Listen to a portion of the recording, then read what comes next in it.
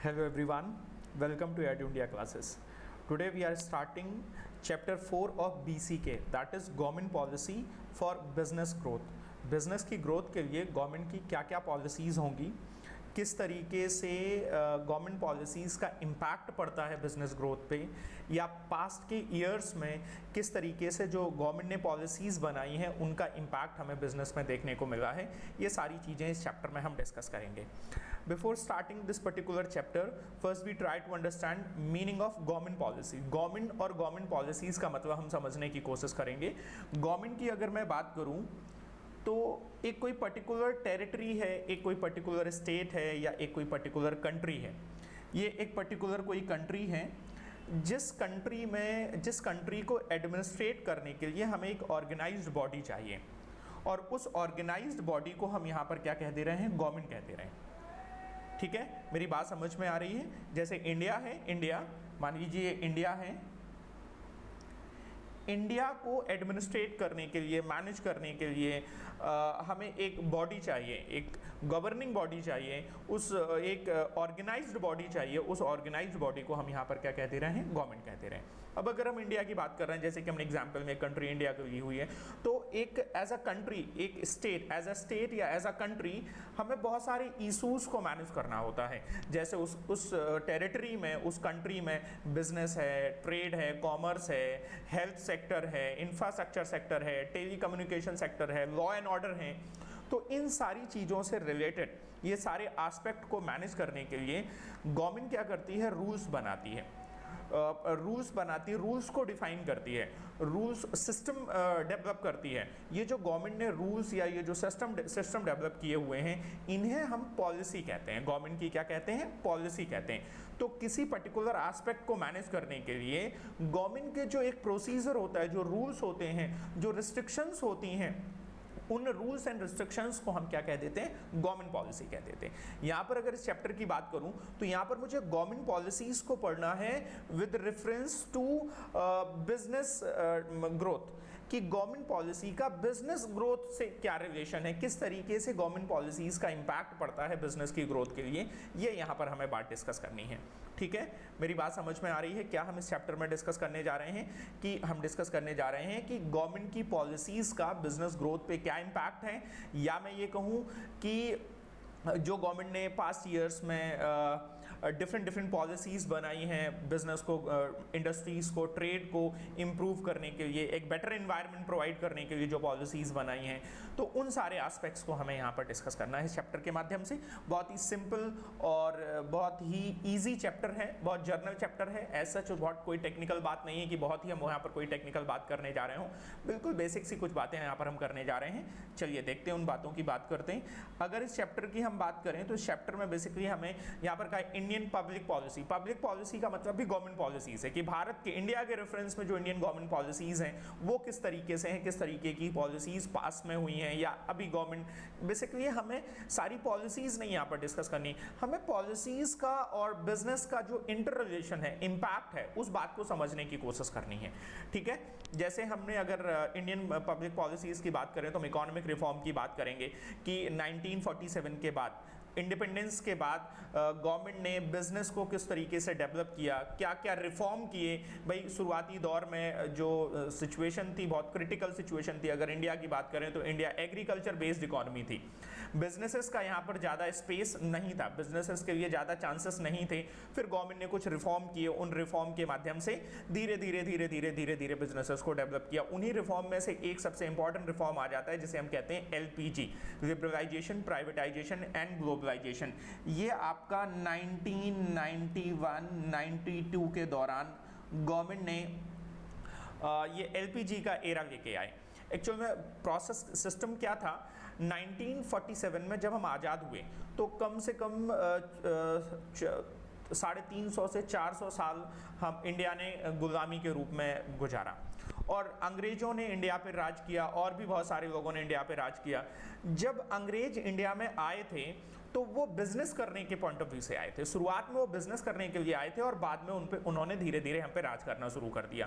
तो अब जब हम आज़ाद हुए तो हमारे माइंड में एक बात थी कि यार बिजनेस नहीं करने देना है, क्योंकि लोग बिजनेस करने आते हैं और बाद में हम पे राज करने लगते हैं। तो इस वजह से हमारी जो पॉलिसीज थी, जो प्रोसीजर था बिजनेस को, बड़े ही स्ट्रिक्ट थे। मतलब हम बिजनेस के लिए फेवरेबल एनवायरनमेंट क्रिएट करके नहीं दे पा रहे थे। हमने इंपोर्ट एक्सपोर्ट पर रिस्ट्रिक्शंस लगा रखी थी, नहीं हम बाहर की चीजें इंपोर्ट नहीं करेंगे।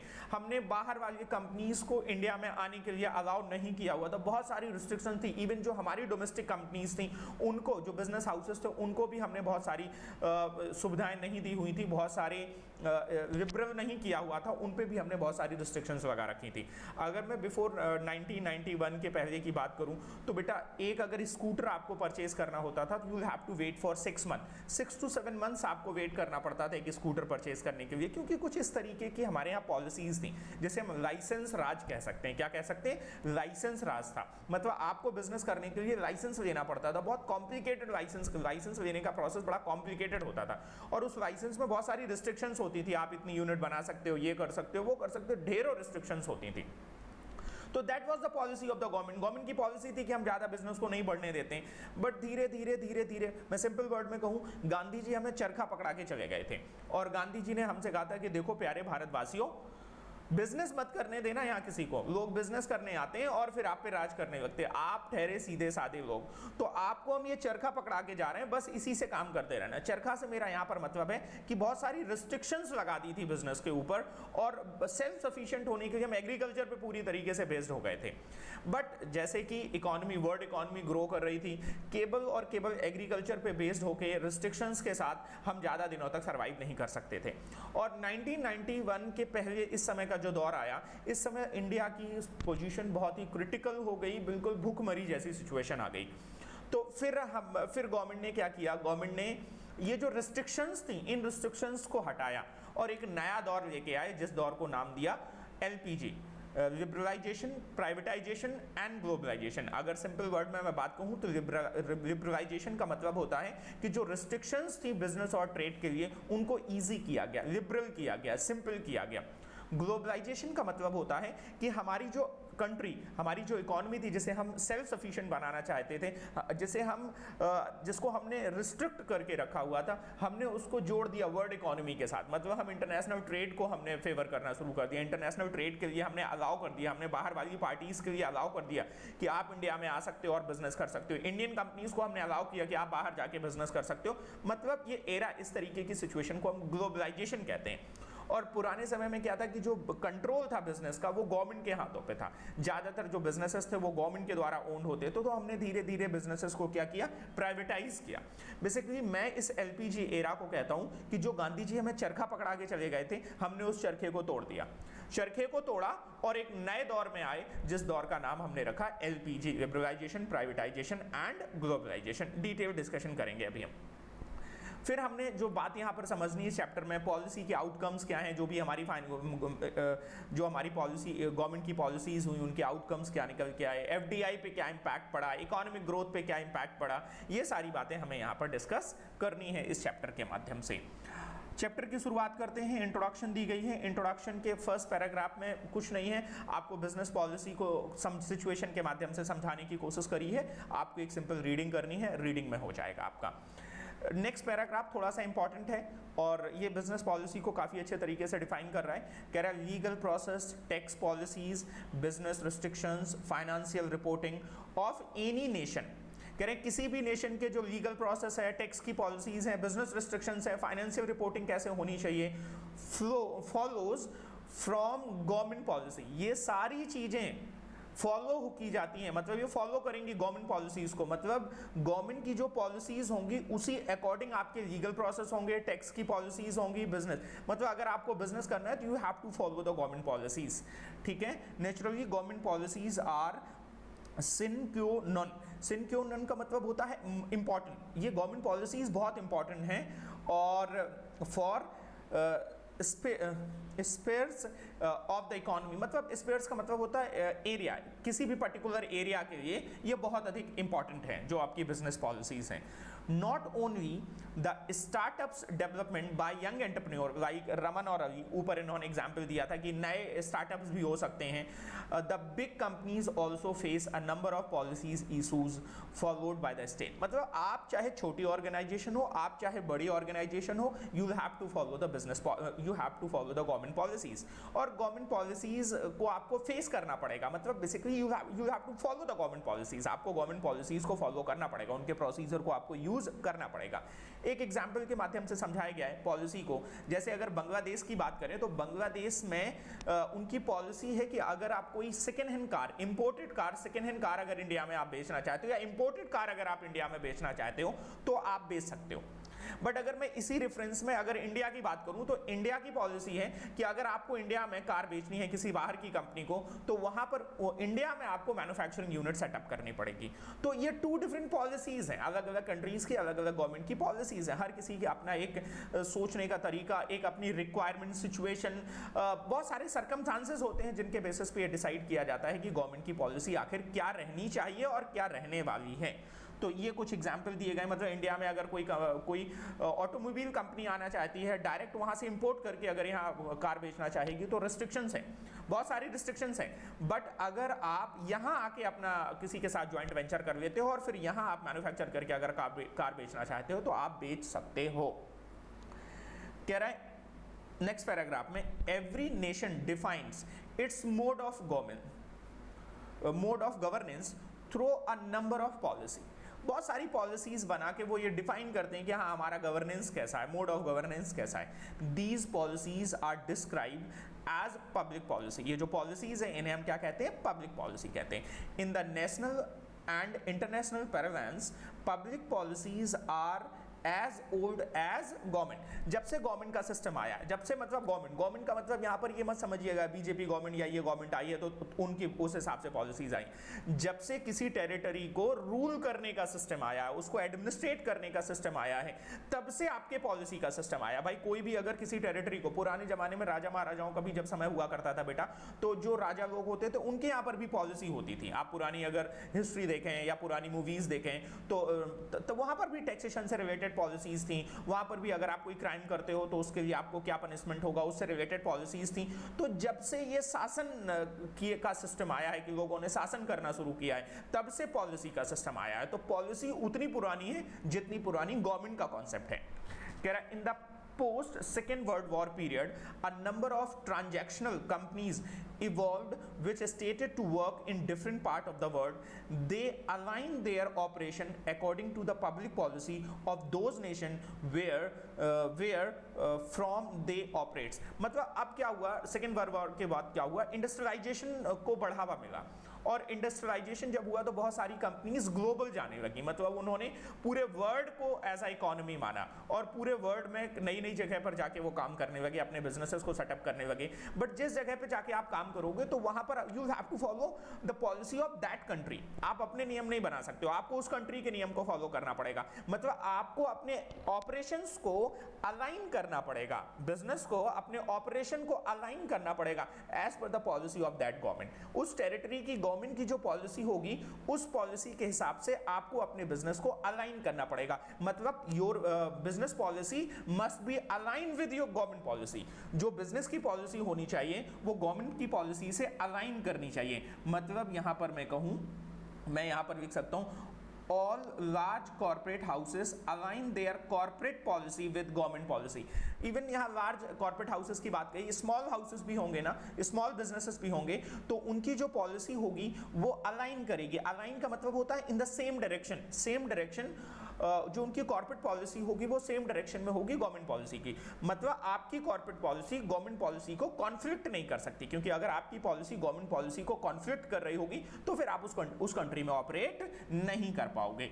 तो भले ही आप वर्ल्ड ग्लोबल मार्केट में काम कर रहे हो, आपकी खुद की पॉलिसी किसी एक कंट्री के लिए कुछ और होगी और खुद की वही आपकी पॉलिसी किसी दूसरी कंट्री के लिए कुछ और होगी। तो ये पैराग्राफ ये बात आपकी पॉलिसी के लिए बता दी है। अच्छा, नेक्स्ट इस पैराग्राफ की अगर हम बात करें तो इस पैराग्राफ में कह रहे हैं here lies the challenges of the company the gender equality policy are not similar in all country. देखो हर, यहाँ पर सिंपल वर्ड में मैं समझाने की कोशिश करूं कि आप जब डिफरेंट कंट्रीज में ऑपरेट कर रहे हो तो हर कंट्रीज की अपनी खुद की पॉलिसी है, तो आपको उनकी पॉलिसी को समझना, अंडरस्टैंड करना, उनको इंप्लीमेंट करने के लिए आपको अपने बिजनेस की पॉलिसी भी चेंज करनी पड़ेगी। तो that might be a problem for, that might be a challenge for the company. किसी भी बिजनेस हाउस के लिए एक चैलेंज होता है कि आप हर जगह, हर कंट्री के हिसाब से you have to change your policies, आपको अपनी पॉलिसी बदलनी पड़ेगी।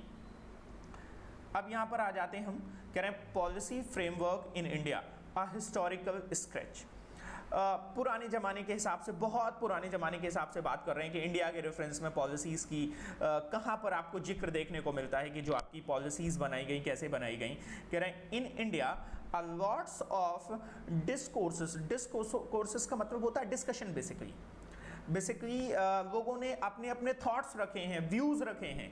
Researcher and experiments on public policies used to take place in the age of old universities। मतलब पुराने जमाने में, बहुत पुराने जमाने की बात कर रहे हैं, तक्षशिला की बात कर रहे हैं, वैशाली की बात कर रहे हैं, नालंदा की बात कर रहे हैं। ये बेटा बहुत पुराने जमाने के जो हमारे एजुकेशन सिस्टम थे, बड़ी बड़ी हमारी यूनिवर्सिटीज़ थी, उन यूनिवर्सिटीज़ ने भी पॉलिसीज़ को, जो गवर्नमेंट पॉलिसी हैं, जैसे पब्लिक पॉलिसीज़ करें, उन पे अपने अपने डिस्कशंस रखे, उन पे अपने पब्लिकेशंस किया हुआ है। During the time of emperor Chandragupta Maurya, the great intellectual guru of emperor Chanakya outlined the public policy of the state।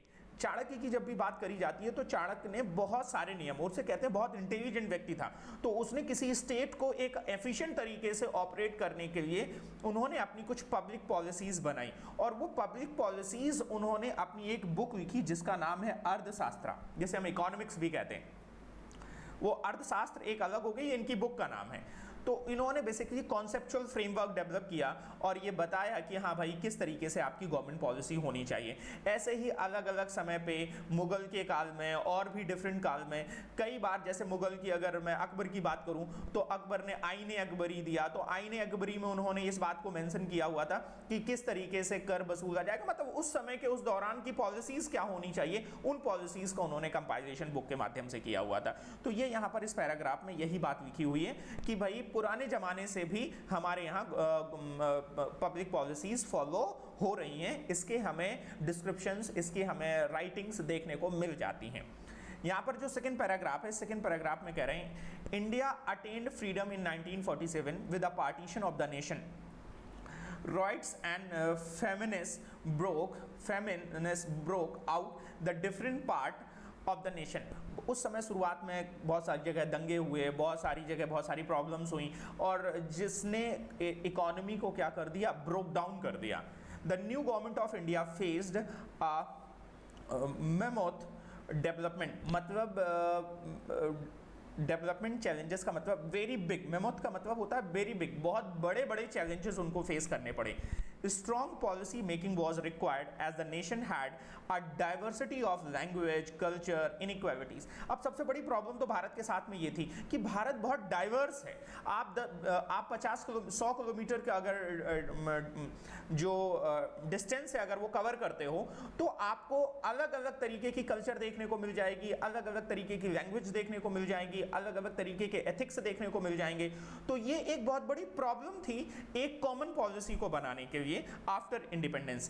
पहले तो क्या होता था कि छोटे छोटे स्टेट में डिवाइड था, तो अपने अपने हिसाब से उनकी खुद की पॉलिसीज होती थी। The existence of a multiplicity of the princely state, lack of industries, lack of enough food grains to feed the huge population of the country, or fragile banking system remained of the other problem. कह रहे हैं बहुत सारी उस समय problem थी, हमारे पास banking system proper नहीं था।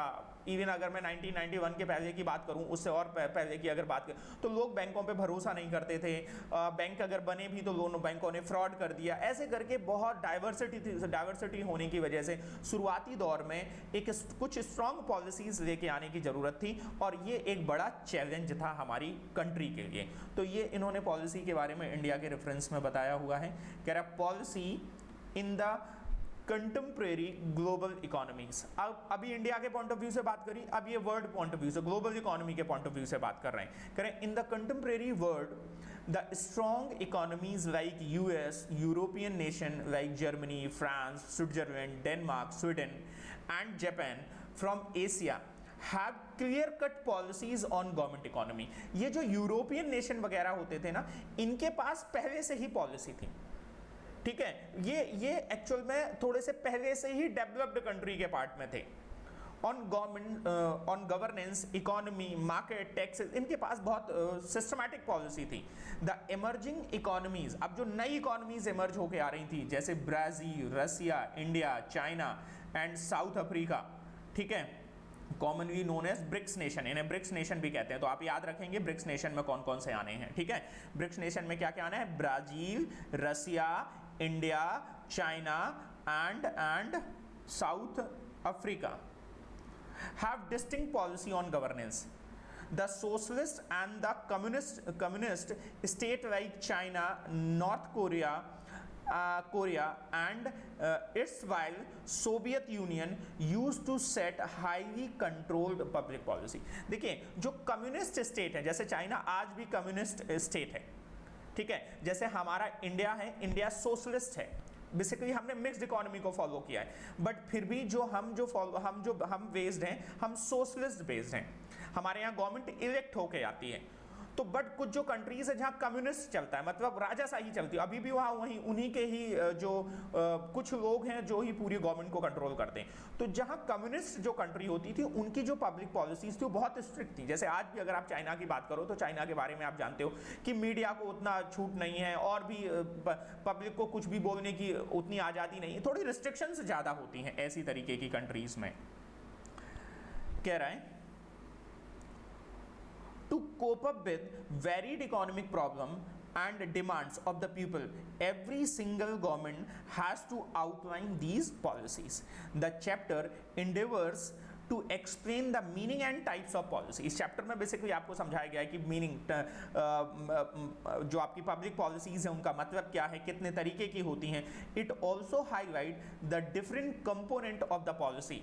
It will especially focus on Indian economic reform in the year 1992. इस चैप्टर में जो बेसिक जो फोकस किया गया है ना, वो उन्होंने इंडियन इकोनॉमिक रिफॉर्म की बात करी गई है, जो कि 1992 के दौरान हुआ, 91-92 के दौरान हुआ, और जिसे मैं कहता हूँ चरखा जिसमें तोड़ा गया।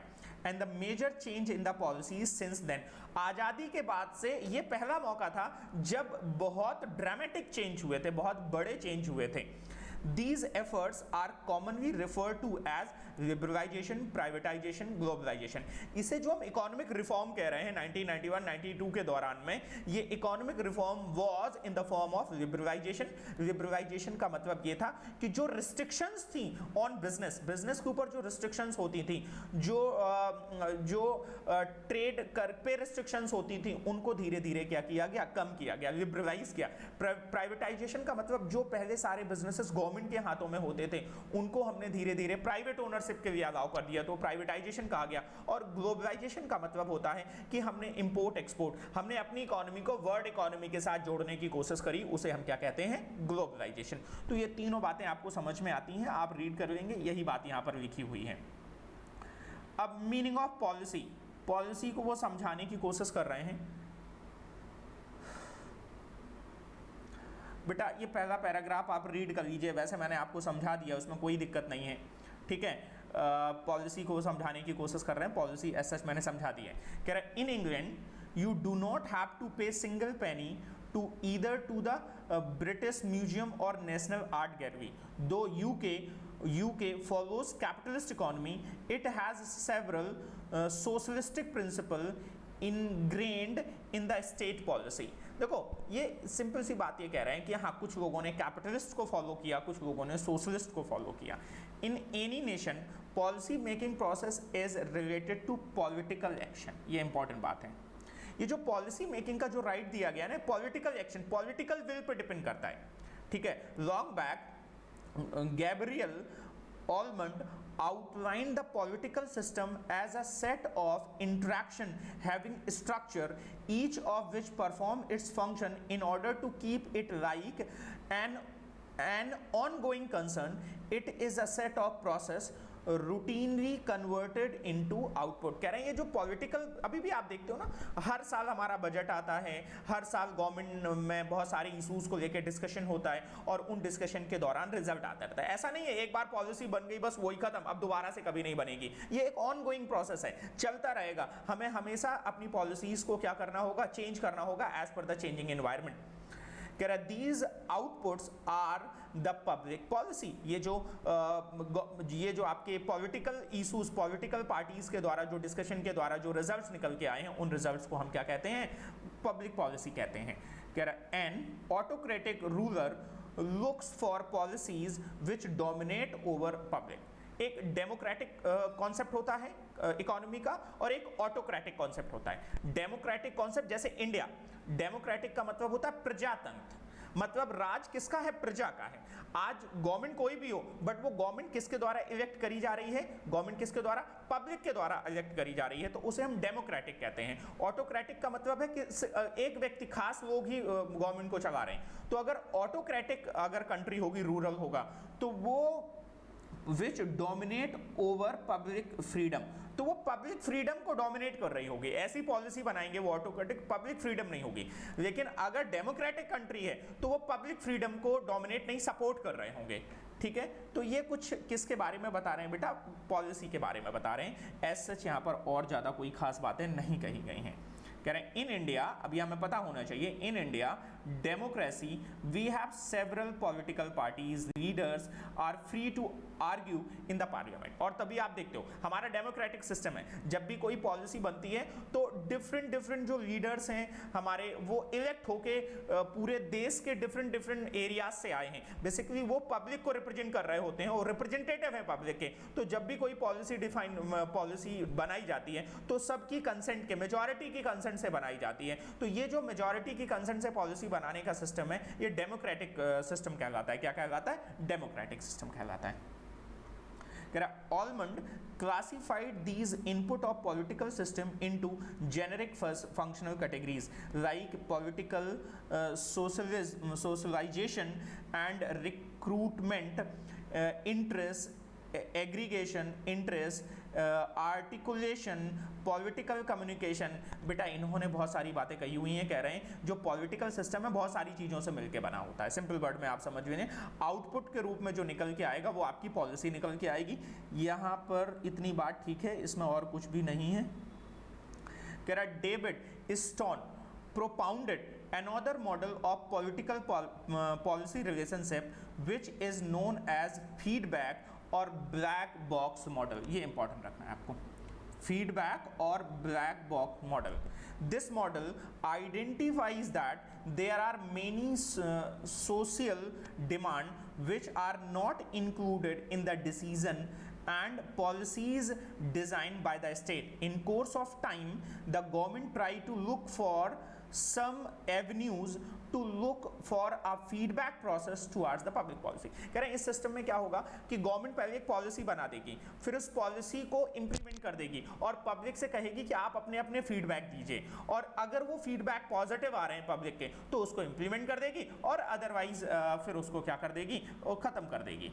We frequently observe such black box model in India. हमारे यहाँ पर भी इंडिया में इसी तरीके का कई बार ब्लैक बॉक्स मॉडल देखना पड़ता है। कई बार गवर्नमेंट कोई पॉलिसी बनाती है, फिर हमारे कुछ लोगों से कंसेंट मांगी जाती है, बिजनेस हाउसेस से। बेटा इवन जब हम फॉरेन ट्रेड से रिलेटेड कोई पॉलिसी बनाते हैं, टैक्सेशन करते हैं, तो हम उनकी जो फॉरेनर्स होते हैं, जो इन्वेस्टर्स होते हैं, उनकी कमेटी बुलाते हैं, उनको बैठाते हैं, उनसे पूछते हैं कि आपको क्या प्रॉब्लम्स आ रही है हमारे रूल्स में, क्योंकि हमें FDI चाहिए, और फिर अकॉर्डिंगली हम अपने आप को क्या करते हैं, चेंज करते हैं। ठीक है बेटा, समझ में आ गई। जैसे अभी हमने देखा यहाँ पर बात कही कि हमारे पास पहले से कंपनीज एक्ट 1956 हुआ करता था, हमने नया कंपनीज एक्ट 2013 बना दिया क्योंकि हमारी रिक्वायरमेंट हमें समझ में आई। पहले हमारे पास सेल टैक्स, वैट, बहुत सारे डिफरेंट टैक्सेशन सिस्टम हो सकते थे। हमने GST 1 जुलाई 2017 को हमने GST लेके आ गए। तो ये जो हमने रिफॉर्म किए, ये जो हमने चेंजेस किए, ये चेंज किस वजह से हुए, जब हमें फीडबैक मिला मार्केट से, पब्लिक से फीडबैक मिला कि हाँ हमारी अब रिक्वायरमेंट कुछ बदल रही है। उन्हीं फीडबैक के हिसाब से इंडस्ट्रीज से हमें फीडबैक मिला। भाई GST आने के पीछे का लॉजिक क्या था कि अब बाहर का एक व्यक्ति आता है, 29 डिफरेंट स्टेट्स में अगर उसका बिजनेस है तो वो 29 डिफरेंट स्टेट के सेल टैक्स के लॉ को सीखे, ये सीखे, बहुत सारे कंप्लायंसेस में उसको दिक्कत होती थी। अब उसने क्या है, अब जीएसटी आ गया, एक कॉमन टैक्स हो गया पूरी कंट्री के लिए, तो आप यूनिफॉर्म हो गया पूरी कंट्री के लिए। तो अगर कोई आउटसाइडर अगर आ रहा है और अगर वो बड़े स्तर पे बिजनेस कर रहा है जहां पर उसके डिफरेंट एक से ज्यादा स्टेट में अगर उसको काम करना है, तो उसके लिए थोड़ा सा कन्वीनियंस हो जाता है, उसके लिए थोड़ा सा ईजी हो जाता है। यही आपका पर्पस है, यही आप पॉलिसी में कहते हैं, हम कंटिन्यूअसली चेंज करते रहते हैं। अब बात आते हैं पब्लिक पॉलिसी। कुछ नहीं है बेटा, केवल समझाई है, छोटी छोटी बातें इन्होंने समझाने की कोशिश करी। अगर एसएस देखा जाए तो चैप्टर 1 पेज का है, बट क्योंकि इतनी सारी बातें समझाई हुई हैं तो एक बार बताना जरूरी है, रीडिंग कराना उनकी जरूरी है। टेक्निकली मैंने आपको समझा दिया कि पॉलिसीज क्या होती हैं, ठीक है। कह रहा है Rohit sells fire crackers in Delhi, he was found by the local police for selling firecrackers with an expired trade license। तो अभी एक पॉलिसी है कि अगर फायर क्रैकर का ट्रेड लाइसेंस अगर आपका मतलब अगर आप फायर क्रैकर अगर आप बेचना चाहते हो तो you have to take the licence. अगर आपके पास लाइसेंस नहीं है तो आप फायर क्रैकर नहीं बेच सकते हो इंडिया में, ये इंडिया की पॉलिसी है। तो अगर आप ऐसा करते हो तो आपको क्या किया जाएगा, पनिश किया जाएगा। तो ऐसे ही कुछ एग्जाम्पल दिए गए हैं जिन एग्जाम्पल के माध्यम से उन्होंने ये समझाने को किया है कि हाँ देखो ये पॉलिसी है, ऐसा करना होता है, ऐसा करना होता है, ठीक है। चलिए आगे देखते हैं। For these example we understand that public policy is guided by, बनती किस बेसिस पे है, social, cultural, religious and political factor. ये जो पॉलिसीज किसी कंट्री के लिए बन रही होंगी ना, ये सोशल एस्पेक्ट को ध्यान में रखते हुए, कल्चरल रिलीजियस एस्पेक्ट को ध्यान में रखते हुए, पॉलिटिकल एस्पेक्ट को ध्यान में रखते हुए पॉलिसीज बनाई जाती हैं, ठीक है बेटा, बात समझ में आ रही है। चलो, these policies issue are not only diverse instance, FDI policy of Indian government derives its origin from the country economic standpoint, whereas respect for all religion in more of cultural fabric designed by Indian constitution. The policy of keeping special compartment for ladies in trains emanates from socio culture prospective. देखो बहुत सारे आपने चीज़ें देखी होंगी, कभी आप railway में जाते हो या मेट्रो में जाते हो तो वहाँ लिखा होता है रिजर्व फॉर लेडीज़। वो बात अलग है आज की डेट में कि वहाँ पर जेंट्स बैठे होते हैं और लेडीज़ अगर खड़ी होंगी तो वो खड़े भी नहीं हो रहे होते हैं, वो हम नहीं मानते, वो बात अलग होती है। बट हमारी गवर्नमेंट ने पॉलिसीज़ बनाई, डिफरेंट आस्पेक्ट के लिए पॉलिसीज़ बनाई हुई हैं। कह रहा है Thomas R Dye says that public policy is whatever government chooses to do or not to do। ये बात आपको याद रखनी, गवर्नमेंट क्या करना चाहती है और क्या नहीं करना चाहती, वो मतलब होता है पब्लिक पॉलिसी का। Richard Rose says that public policy is not a decision, it is a course or pattern of activity. ये कोई निर्णय नहीं है, एक पैटर्न ऑफ एक्टिविटी है कि किसी एक्टिविटी को कैसे कंडक्ट किया जाना चाहिए। Public policy according to them is a summation of decision followed by many, ठीक है। India is a pluralistic society, different तरीके के हैं, therefore there are many opinion, we have a complex legal system where in Dubai laws are stringent but very simple. अब आप Dubai में जाओगे तो सेल टैक्स ज़्यादा है ही नहीं है कोई, अब उन्होंने लगा दिया था कुछ दिन पहले, वैट लगा दिया, कोई ज़्यादा टैक्सेशन वैक्सेशन नहीं है, सीधे उनके नियम। अब भारत में एक क्राइम के लिए 50 चीज़ें हैं, वो तो कहते हैं क्राइम हो रहा है ये सीधा उनका नियम है। भारत में भाई अब हमने जब क्राइम के लिए कोई अगर नियम बनाया हुआ तो हम ये सोचते हैं कि 100 बेगुनाह छूट जाएं, लेकिन 100 गुनाहगार छूट जाएं लेकिन एक बेगुनाह को सजा नहीं होनी चाहिए, ऐसा हमारा सिस्टम बनाया गया है। तो ये अलग अलग कंट्री की बिल पे डिपेंड करता है, कंट्री का जो रूलिंग पार्टीज है और भी बहुत सारे एस्पेक्ट है जिनके बेसिस पे डिपेंड करता है कि हमारी पॉलिसी कैसे होनी चाहिए। चलिए ये आप एक बार ऊपर वाले पैराग्राफ को रीड करेंगे, कुछ खास बात नहीं कहेगी, नीचे से बातें थोड़ी सी खास हैं। फ्रॉम द अफोर मेंशन्ड डिस्कशन, ऊपर जो हमने डिस्कशन किया है, it is clear that public policies are well thought of governmental decision। public policies क्या हैं, well thought of governmental decision, and these are the resultant of various social and economic activities which the government undertakes in pursuance of clearly defined goals and objectives। Government के जो clear defined goal objective हैं उनको perceive करने के लिए, उनको achieve करने के लिए गवर्नमेंट क्या करती है, अपनी पॉलिसीज बनाती है। The nature of public policies has the following characteristics. यहां से बात इंपॉर्टेंट है, कि अगर एक पब्लिक पॉलिसी है तो उसका नेचर, उसकी कैरेक्टरिस्टिक्स कैसी होंगी, ठीक है। तो देखिए क्या क्या कह रहे हैं, कह रहे हैं public policies are always goal oriented. Public policies जो होंगी वो कैसी होंगी बेटा, गोल ओरिएंटेड होंगी पब्लिक पॉलिसी। गोल ओरिएंटेड का मतलब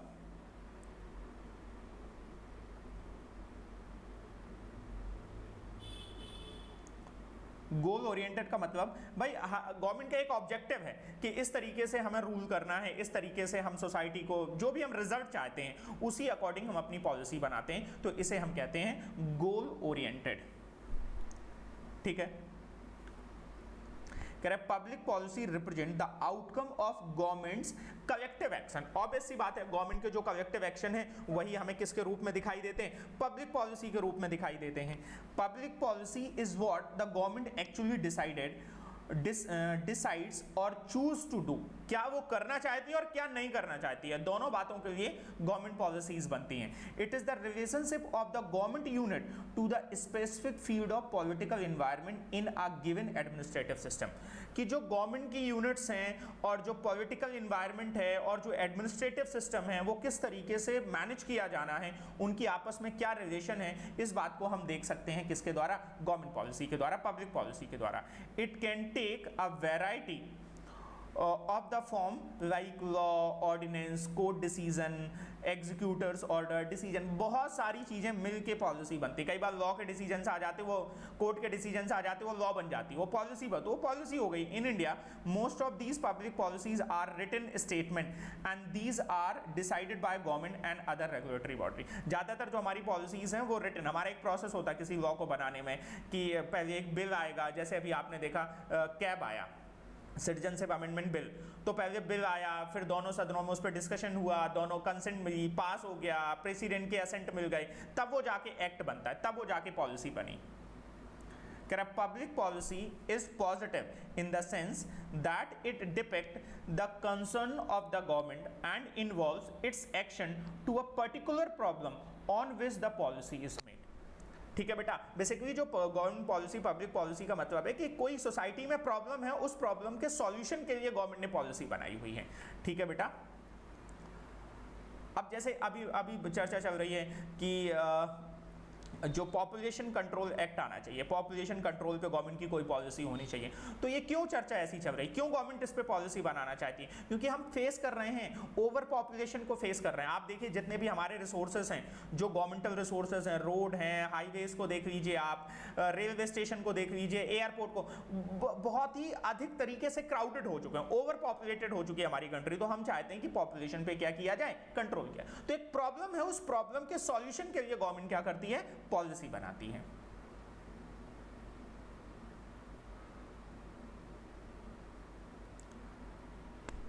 it has the sanction of law and authority behind it. हाँ, ऑब्वियस सी बात है, लॉ के द्वारा सैंक्शन होना चाहिए। Negatively it involve decision by government official regarding not taking any action on a particular issue. कई बार किसी पर्टिकुलर इशू पे कोई एक्शन नहीं लिया जा रहा है, तो वो नेगेटिव एस्पेक्ट हो गया। इन nation run by autocratic military directors and dictatorial minority, we see exception of their public policy turn often negative। भाई जहां पर प्रजातंत्र नहीं होगा, ऑटोक्रेटिक मॉडल होगा, मिलिट्री चला रही है, तो वहाँ की जो पॉलिसी होंगी ना वो बड़ी अजीब होंगी बेटा। आप जैसे कहते हो, कई बार पाकिस्तान की बात करी जाती है तो वहाँ पर कहते हैं कि उनकी जो गवर्नमेंट को भी मिलिट्री चलाती है, ऐसा कहा जाता है बेटा।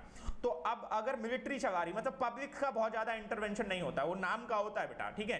तो जब मिलिट्री के द्वारा ही सारी चीज़ें डिसाइड हो रही होती हैं, तो कुछ लोग अगर चला रहे होंगे तो ऐसी स्टाइल को ऑटोक्रेटिक कहते हैं। क्या कहते हैं? ऑटोक्रेटिक। और ऐसे में जो पॉलिसीज बनेंगी ना वो सोशल वेलफेयर के लिए नहीं होंगी, थोड़ी सी पॉलिसी निगेटिव एस्पेक्ट की पॉलिसी बनेगी, और वो हम देखते भी हैं, इस चीज को हमें देखने को भी मिल जाता है। For entrepreneurs and business houses, it is very important to know the major fundamental policies followed by the government before entering into new country। भाई ऑब्वियस सी बात है, आप किसी कंट्री में जाना चाह रहे हो तो उस कंट्री की पॉलिसी आपको समझ में आनी चाहिए। एक इसका मैं बहुत अच्छा एग्जांपल देता हूँ बेटा, मुझे नाम तो याद नहीं है, एक कंपनी थी, शायद इंग्लैंड की कंपनी थी, हाँ शायद अब मुझे कंट्री ऑफ ओरिजिन भी नहीं पता है, काफ़ी पुराना मेरा सुना हुआ केस लॉ है। तो उसमें उन्होंने अपना महाराष्ट्र में पुणे के पास कुछ एरिया है, वहाँ पर उन्होंने अपना इलेक्ट्रिसिटी प्रोजेक्ट लगाया। तब गवर्नमेंट कोई और थी, जब वो लेके आई, उनका प्रोजेक्ट 5 साल में बन के तैयार हुआ, गवर्नमेंट चेंज हो गई और नई गवर्नमेंट आई, उनके प्रोजेक्ट को बंद कर दिया गया। उनका यहाँ पर इतना ह्यूज इन्वेस्टमेंट हो चुका था कि उस लॉस की वजह से उनकी पेरेंट कंपनी डूब गई। तो अगेन उन्हें ये बात समझ में नहीं आई, यार यहाँ तो 5-5 साल में गवर्नमेंट चेंज हो जाती है, आज हमने इस गवर्नमेंट से जुगाड़ लगा के अपना काम करा लिया, कल गवर्नमेंट चेंज हो जाएगी तो फिर हम कैसे काम कराएंगे। तो ये सारी बातें किसी भी कंट्री में अगर हम एंटर कर रहे हैं तो उसकी जो पॉलिसीज हैं वो पॉलिसीज हमें समझ में आनी चाहिए। किस तरीके से कह रहा component of public policy process, कैसे हमारी पब्लिक पॉलिसी बनती है। तो कहते हैं सबसे पहले प्रॉब्लम आइडेंटिफिकेशन, हमारी कोई प्रॉब्लम है, फिर उससे रिलेटेड हम पॉलिसी फॉर्मुलेशन बनाते हैं, फिर पॉलिसी अडॉप्शन, हम उसको अडॉप्टेबिलिटी क्रिएट करते हैं, लोग उसको अडॉप्ट करें। केवल हमने बना दी फिर तो डिक्टेटरशिप हो गई ना, बना दी और लगा दी, इंप्लीमेंट करा दी, नहीं, हमें अडॉप्ट भी कराना है, लोगों को उसको फॉलो कराना है। और फिर पॉलिसी इंप्लीमेंटेशन, जब लोग अडॉप्ट कर ले रहे हैं, मान ले रहे हैं, तो उसको इंप्लीमेंट करा देना है। और फिर पॉलिसी इवैल्यूएशन, और फिर धीरे धीरे समय समय पर उसको हम क्या करते रहें, इवैल्यूएट करते रहें, अगर कोई चेंज की जरूरत है तो वो चेंज करते रहें। कह रहे हैं public policy process is continuous in nature, ये जो पब्लिक पॉलिसी प्रोसेस है ये कंटिन्यूअस इन नेचर है। आप देख रहे हो ना, ये जो ये बात कही गई है पॉलिसी इवैल्यूएशन, तो ये कंटिन्यूअस चलता रहेगा, फिर कोई प्रॉब्लम आएगी, फिर कोई उसका फॉर्मुलेशन, तो ये गवर्नमेंट हमेशा इस तरीके से प्रोसेस करती रहेंगी, चलता रहेगा। It involves certain distinct component as shown in the above figure.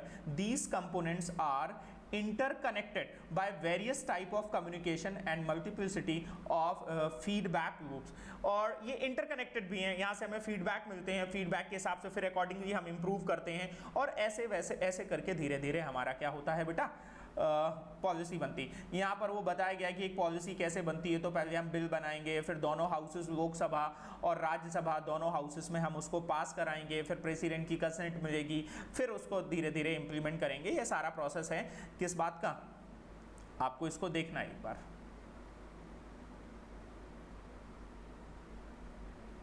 यहाँ से देखिए, कह रहा है a policy decision making can result in a social action. The policies are most socially significant decision, such as most public policy making are intended to result in action. Also, policies directed at policy making apparatus itself as efficiency derives in the government are action oriented. कह रहे policy decision making can result in social action.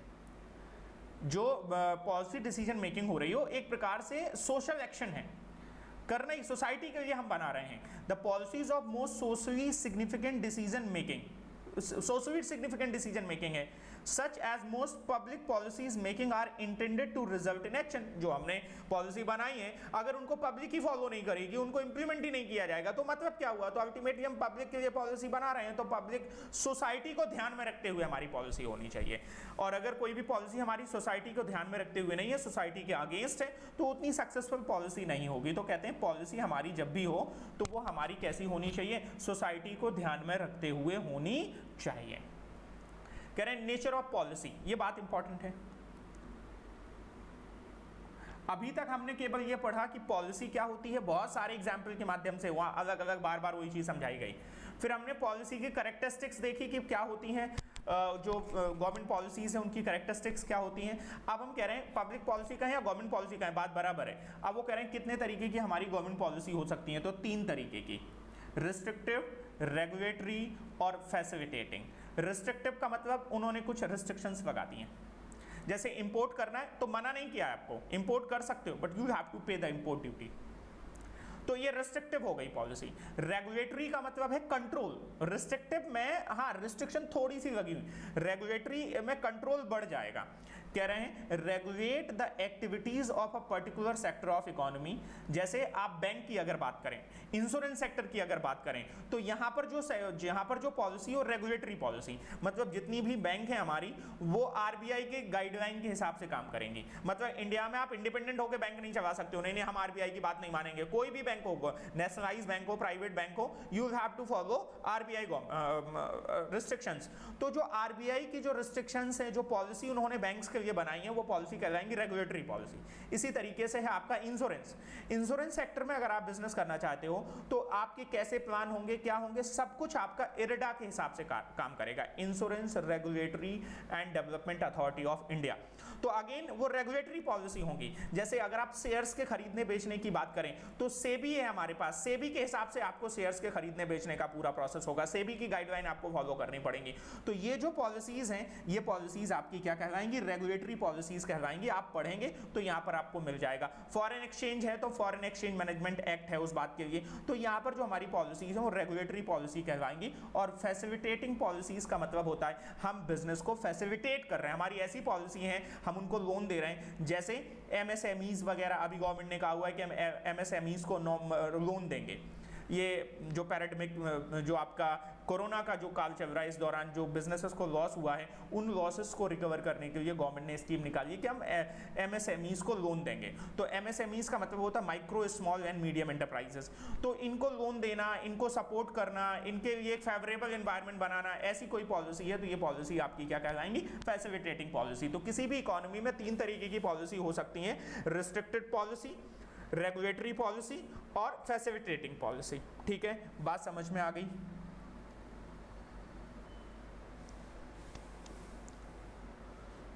ये तो हमने generally समझा policy के बारे में।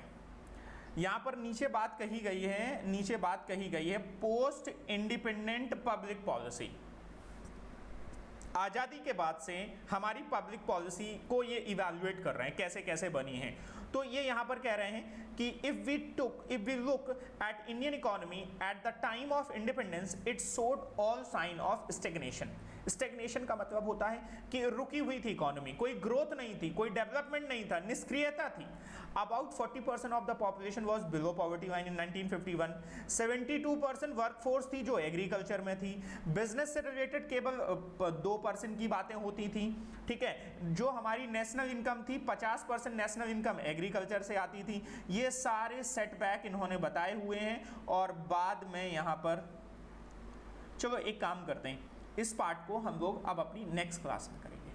आज की क्लास में हमने ये समझ लिया गवर्नमेंट किसे कहते हैं, फिर हमने समझा पॉलिसी किसे कहते हैं, फिर हमने समझा गवर्नमेंट पॉलिसी या पब्लिक पॉलिसी किसे कहते हैं, फिर हमने बिजनेस के रेफरेंस में पब्लिक पॉलिसीज किस तरीके से नेशनल इंटरनेशनल जो ऑथर्स हुए उनके क्या क्या विचार हैं पब्लिक पॉलिसीज को लेके, ये बातें हमने आपके साथ में डिस्कस कर ली हैं। नेचर ऑफ पब्लिक पॉलिसीज की हमने बात कर ली है, कैरेक्टरिस्टिक्स ऑफ पब्लिक पॉलिसीज की हमने बात कर ली है। ये सारी बातें आपको समझ में आ गई होंगी। ठीक है, और एक प्लेन रीडिंग है बेटा, यहाँ पर ऐसे बहुत टेक्निकल कोई भी चीज़ नहीं है, एक प्लेन रीडिंग, प्लेन अंडरस्टैंडिंग, आपका जनरल नॉलेज है एक प्रकार से। ठीक है, अब जो हम बात करेंगे अगले चैप्टर में पोस्ट इंडिपेंडेंस पब्लिक पॉलिसी की बात करेंगे।